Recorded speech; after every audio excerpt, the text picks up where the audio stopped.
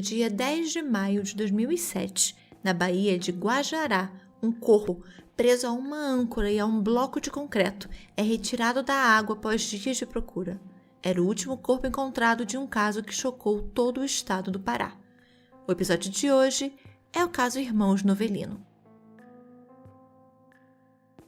Oi, pessoas! Tudo bom? Como vocês estão? Vamos começar agradecendo a nova apoiadora do Sob Investigação, a Shirley. Obrigada por acreditar no meu trabalho e ajudar ele a continuar. E vocês já sabem, né? O podcast é gratuito em todas as plataformas de streaming para vocês e para mim. Então, para que ele se mantenha, eu conto com a ajuda de você, que gosta dos casos, de como eu conto e que segue o Sob Investigação. Se você tem tudo isso, mas não tem como se comprometer financeiramente com um apoio mensal ali na campanha de financiamento lá na Aurelo, além de você poder fazer um Pix de qualquer valor com a chave que está na descrição desse episódio, você também pode ouvir todos os episódios na Aurelo, que é a única plataforma que remunera os criadores de maneira simbólica. E quando eu digo simbólica, é simbólica mesmo, gente. É 0,03 centavos por reprodução, mas acaba contando muito pra gente que produz conteúdo e que, como eu, faz tudo sozinha. Então considere se tornar um apoiador e ouça o podcast também lá pela Aurelo. O sorteio dos livros do Roger Francini sobre os casos von Richthofen e o caso Yockey só termina no final do mês, então ainda dá tempo de participar. É só comentar no post fixado lá no feed do nosso Instagram, @sobinvestigação. Também preciso agradecer a todo mundo que me mandou mensagem depois de ouvir o caso Bernardo, a quem comentou no Spotify. Eu confesso que fiquei com um pouco de receio de como vocês reagiriam ao caso e a minha choradeira, mesmo tendo sido uma reação extremamente espontânea. Eu não costumo ouvir em outros podcasts, acho que eu nunca ouvi alguém chorando no meio do episódio. Mas que bom que, além de vocês entenderem, vocês sentiram exatamente o que eu senti ao fazer o caso e que o sentimento de revolta da gente é o mesmo. E antes de começar esse caso, quem me segue lá no Insta já sabe que eu falei nos stories, mas vou deixar aqui registrado também que esse caso, o de hoje, que você está ouvindo agora, ele foi pesquisado, roteirizado e decidido ontem. Eu, na verdade, faria um caso completamente diferente, também acontecido em Belém. Mas eu já estava há dias pesquisando sobre esse caso. Não encontrei informações anteriores à prisão do assassino e também não encontrei muitos detalhes sobre como o crime aconteceu. É um crime de feminicídio. Então eu decidi tentar entrar em contato com a família da vítima e ver se eu consigo, ainda nessa temporada, mais informações mais completas para conseguir fazer o caso. Então o episódio de hoje não vai ser tão longo, porque foi feito em mais ou menos umas 18 horas. Então é isso. Caso alguém citado nesse episódio queira, por qualquer motivo, entrar em contato, envie um e-mail para sobinvestigação@gmail.com. Sob investigação, sem C cedilha, sem o tio e com 2 O. Agora, bora para mais um caso? Ubiraci Borges Novelino, de 38 anos, e Ubiraquitã Borges Novelino, de 39, eram filhos de Ubiratã Lessa Novelino e Maria do Socorro Albuquerque. Ubiratã, ou Bira, como era conhecido, começou sua fortuna como caminhoneiro, tornando-se depois dono de vários postos de combustível em Belém e em toda a região. Ele tinha, além de Ubiraci e Ubiraquitã, outros filhos, como o Alessandro Novelino, que novo entrou para a política local, e a Iaponira. Eu acho que ele tem outros filhos, mas eu não tenho certeza, porque aparentemente a família Novelino em Belém é imensa, então não consegui entender ali a árvore genealógica, não ficou muito claro para mim. Os irmãos Novelino eram, além de donos de postos de combustível, também prestavam dinheiro a juros e também eram donos de agências de carros. No dia 25 de abril de 2007, os dois foram, em um Corolla, a Service Brasil, que ficava na rua São Pedro, atrás do shopping Pátio Belém, no bairro de Batista Campos. No dia seguinte, o pai, o Biratã, achou estranho que os filhos não haviam dormido em casa, sem avisar aonde eles ficariam ou que eles iriam ficar fora. Sabendo que eles tinham uma reunião no dia anterior à tarde, ligou para João Batista para saber dos filhos.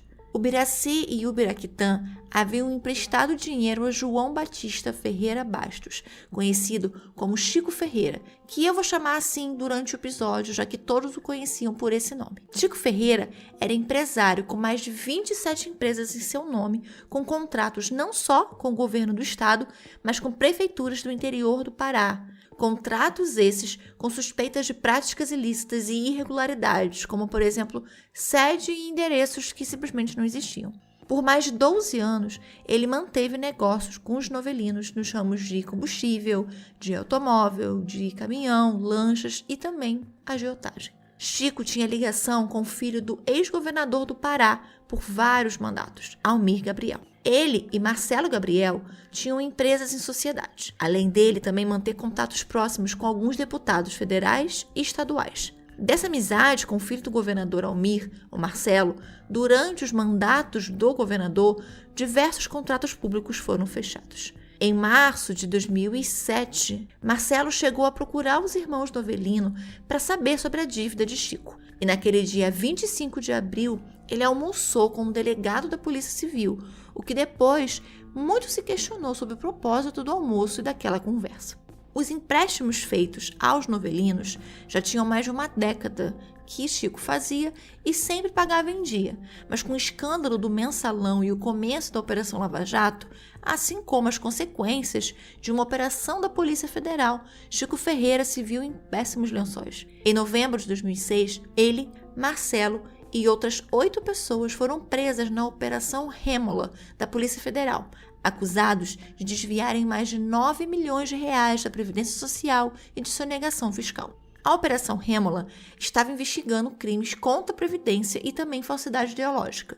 O juiz federal Rubens Rolo de Oliveira expediu os mandatos de prisão em 14 de novembro de 2006. A operação realizou prisões tanto em Belém quanto também em Manaus. Ubiraci e Ubiraquitã tinham cheques assinados por Chico relativos à dívida e no dia 23 de abril ele havia pedido ainda mais 60 mil reais. Os cheques estavam com o pai deles. No dia 25, ele marcou uma reunião para renegociar a dívida ou para pagar ela toda. Estima-se que essa dívida com os juros, já estava em mais de 4 milhões de reais. Alessandro Novelino não achou uma boa ideia que os irmãos levassem os cheques, que tinha sido um pedido feito pelo Chico, que na reunião eles fossem com os cheques originais.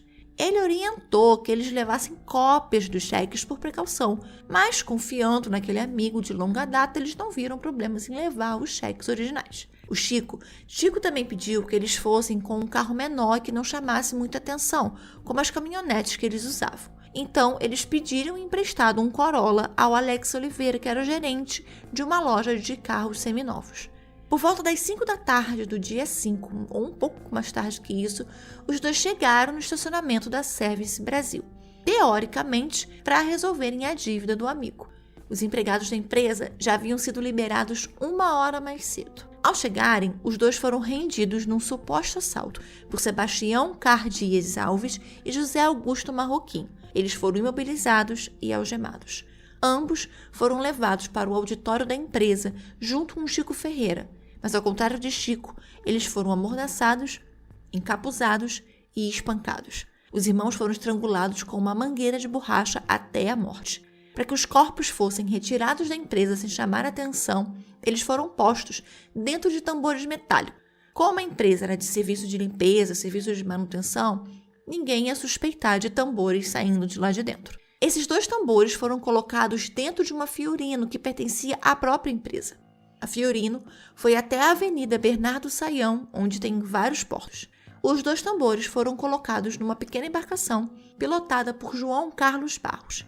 Já na Bahia, os 2 tambores foram amarrados com uma corrente a um tipo de âncora e a um bloco feito de concreto, e os 2 tambores foram jogados em alto mar, ficando presa a uns 18 metros abaixo da superfície da água. No dia seguinte, depois de ligar para o Chico Ferreira, que conta ao pai deles, primeiro que não os viu, depois conta que esteve rapidamente com os dois pagou tudo o que devia e depois não soube mais deles. O Ubiratã combina com o Chico, então, deles irem até a Divisão de Investigações e Operações Especiais, o DIOI, para relatarem o desaparecimento. A Divisão de Crimes Organizados assume o inquérito policial do desaparecimento. Na delegacia, o Chico conta que eles sofreram um assalto, mas que ele não sabe onde os irmãos estão ou o que aconteceu com eles após o assalto. No mesmo dia, a delegacia de Benevides, uma cidade a 36 quilômetros de Belém, começou a receber diversas denúncias de vizinhos de um sítio em Benfica, que estaria fazendo muito barulho enquanto desmontava um carro durante a madrugada inteira. A polícia vai então até o sítio Gueri Gueri, que pertencia ao radialista José Luiz Pinheiro de Araújo. Lá, ele encontra um Corolla preto completamente desmantelado. Ao conferirem os dados do carro, descobrem ser o mesmo carro relatado estar sumido e que os irmãos Novelino usaram no dia do seu desaparecimento. O José Luiz é preso na hora. Messias de Jesus, o mecânico que desmontou o carro, também. Na delegacia, José Luiz entrega logo Chico Ferreira. O carro era assim dos Novelino, que a mando de Chico Ferreira estavam mortos. Chico é preso dentro de uma clínica em Belém. A polícia encontra o piloto da embarcação e também o prende. Sebastião acaba se entregando no Fórum Criminal e José Augusto é preso em Fortaleza 5 dias depois. Sebastião era um ex-policial civil e José Augusto um ex-fuzileiro naval. Devido à dívida que o Chico tinha muito alta, ele, com a ajuda do Luiz e usando dinheiro emprestado pelos irmãos 2 dias antes, contratou tanto Sebastião quanto José Augusto para matarem os dois e ele assim conseguir pegar todos os cheques dele de volta. Tanto Sebastião quanto José se esconderam na empresa antes do horário combinado para pegarem o Ubiraci e o Ubiraquitã de surpresa. O plano para os assassinatos já tinha sido começado a ser planejado 1 mês antes do crime. Em depoimento, Sebastião contou que antes dos homicídios, o crime dos Novelino, o Chico já tinha pedido a ele que matasse 2 deputados petistas, o Paulo Rocha e o Valdir Ganser. Parte dos 4 milhões do empréstimo feito por ele teria sido repassado para campanhas a prefeituras pedido por esses deputados. Mas que, após o dinheiro ser dado, o Chico não conseguiu nenhum benefício com isso, que o deixou enfurecido e a querer a morte dos dois. Tanto Paulo quanto Valdir negaram conhecerem o Chico ou terem pedido dinheiro emprestado para campanhas. Já preso, o Chico Ferreira foi ao Ministério Público e à Justiça Federal, sendo ouvido pelo juiz Rubens Rolo, o mesmo que o mandou prender lá na Operação Rêmula. Começaram então a surgir diversos boatos de que o Chico faria uma carta negando o crime ou de que ele faria uma delação premiada, apontando terceiros como culpado das mortes em troca de uma transferência para uma prisão federal. Ele também daria informações sobre pessoas que tiveram enriquecimento ilícito, desvio de dinheiro público, sonegação de impostos, lavagem de dinheiro e outros crimes junto com ele, mas sem relação com os homicídios. A Service Brasil, logo após os assassinatos, foi limpa, lavada e as paredes do auditório visivelmente raspadas. Testes periciais identificaram sangue no auditório.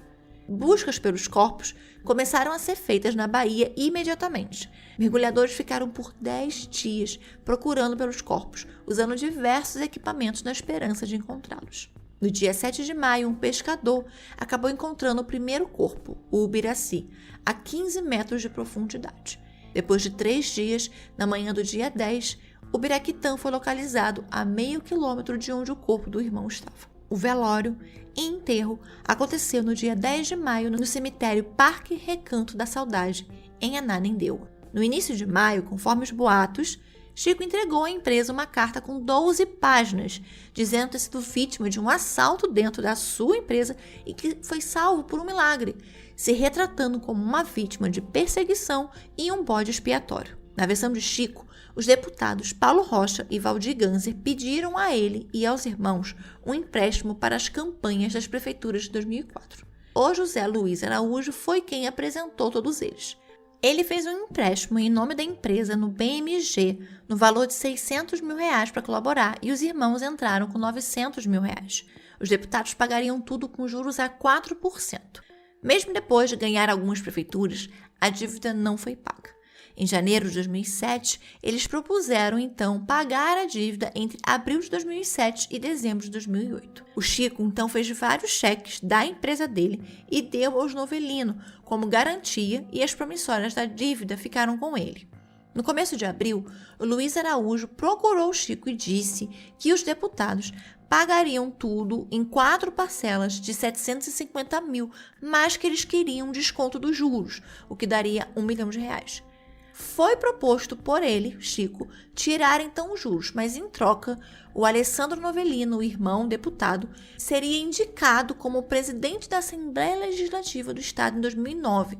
Mas os deputados recusaram esse tipo de proposta. O combinado era de que o Chico pegaria então todos os cheques que estavam com o Novelino e faria 4 cheques do Itaú no valor de R$750 mil. A reunião para pegar os cheques foi marcada na Service Brasil a pedido dos irmãos, que também pediram sigilo e discrição por causa da Operação Rêmula. Operação essa que estava investigando o Chico Ferreira, não os irmãos Novelino. No dia 23, eles se encontraram no posto Texas e marcaram de se verem no dia 25 à tarde lá na Service. Ele aproveitou e pediu ao Ubiraquitã R$60 mil que ele emprestou com um cheque do Bradesco. O Chico pediu que, se possível, eles não fossem com um carro muito chamativo e fossem os dois no mesmo carro, mas era somente para ficar mais fácil. Era aniversário da irmã dele e depois da reunião, todos iriam para a festa e no dia seguinte, ele e o Biraci iriam sair para pescar. Ele, o Chico, chegou na empresa um pouco antes das 5 e Luiz já estava lá. Perguntou sobre onde estava a Fiorino da empresa, que não estava no estacionamento, e responderam que a Fiorino estava com Sebastião, que tinha ido verificar as câmeras de segurança que seriam trocadas por outras, que gravavam porque as que eles tinham só filmavam. Ele não explica o porquê o Luiz e o Sebastião eram tão íntimos e circulavam livremente pela empresa. Ele então pediu que o Luiz ficasse na recepção com o porteiro, o Emanuel. E ao Emanuel, pediu que quando a Fiorino chegasse, ele dissesse para o Luiz e quando os irmãos chegassem, ligassem na sala dele. No meio da reunião, o Sebastião e o José entraram anunciando o assalto. O Sebastião o algemou, tirou tudo que ele tinha, todos os pertences dele, e o encapuzou, jogando-o para fora do auditório. Depois de uns 20 minutos, o Sebastião voltou e mandou que ele dissesse ao Emanuel para ir embora e para fechar todas as portas e para que o Chico fizesse tudo o que ele estava mandando, senão os amigos dele morreriam. A Fiorino estava parada já em frente ao auditório. Ele então pediu ao Emanuel que fosse e antes fechasse todas as portas. E o Luiz ainda estava lá na recepção. Ele voltou para onde ele estava, novamente foi encapuzado, algemado e deixado em um canto no estacionamento. Quando o Sebastião voltou para falar com ele, foi mandando ele levar até a cozinha, pegar sacos de lixo, produtos de limpeza e alguns panos. Depois disso tudo, eles foram embora e ele foi deixado na empresa. Quando ele saiu do lugar onde ele estava, tanto a Fiorino quanto a Toyota não estavam mais lá. O julgamento dos 6 acusados de participação nos homicídios começou alguns meses depois, no dia 21 de novembro de 2007. O juiz foi o Raimundo Moisés Alves Flecha, o promotor Paulo Godinho, com os assistentes de acusação Dr. Roberto Laura, Agnaldo Ramos Júnior e Antônio Neto. José Carlos Barros e Messias Jesus foram inocentados. Luiz Araújo, Chico Ferreira, Sebastião e José Augusto foram igualmente condenados a 80 anos de prisão por homicídio triplamente qualificado e ocultação de cadáver. Em consequência do abandono da defesa, a 1 hora do veredito, no caso do Luiz, além do pedido de anulação do júri e outro julgamento, devido à alta condenação, 3 réus conseguiram novos julgamentos, mas as condenações foram mantidas. Luiz foi para a penitenciária de segurança máxima no Mato Grosso. Chico foi enviado para o presídio de Americano, em Santa Isabel do Pará.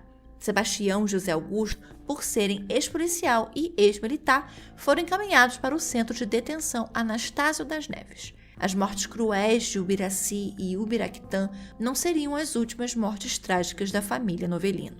Em 2012, Alessandro Novelino saiu do Aeroclube do Pará, em Belém, no seu avião bimotor com seu assessor, José Augusto dos Santos, em direção à sua fazenda na cidade de Tomé e Açu. Com 18 minutos de voo, o avião caiu na cidade de Acará, matando todos os 3 dentro do avião: Alessandro, José e o piloto, Roberto Campos.